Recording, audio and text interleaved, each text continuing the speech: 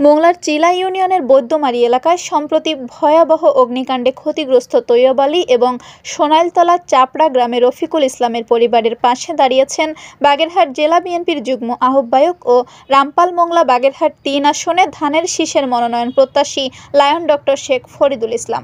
রবিবার ২৩ নভেম্বর দুপুরে ক্ষতিগ্রস্ত পরিবারের প্রতি সমবেদনা জ্ঞাপন করেন এবং তাদের দ্রুত ঘুরে দাঁড়ানোর জন্য সব ধরনের সহযোগিতার আশ্বাস দেন।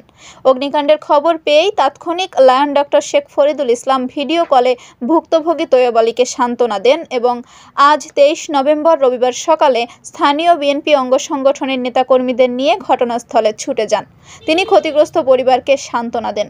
লায়ন ডক্টর শেখ ফরিদুল ইসলাম বলেন, মানুষ মানুষের জন্য এই কঠিন সময়ে বৈদ্যমারীর এই পরিবারটি সবকিছু হারিয়ে অসহায় হয়ে পড়েছে। বিএনপি সবসময় জনগণের পাশে থাকে। আমাদের ভারপ্রাপ্ত চেয়ারম্যান তারেক রহমানের নির্দেশনায় আমরা দ্রুত তাদের পাশে দাঁড়িয়েছি। অগ্নিকাণ্ডে ঘর পুড়ে যাওয়াটা খুবই মর্মান্তিক। আমি ব্যক্তিগতভাবে এবং দলের পক্ষ থেকে এই পরিবারের ঘর নির্মাণেও সব ধরনের সহযোগিতা অব্যাহত রাখব।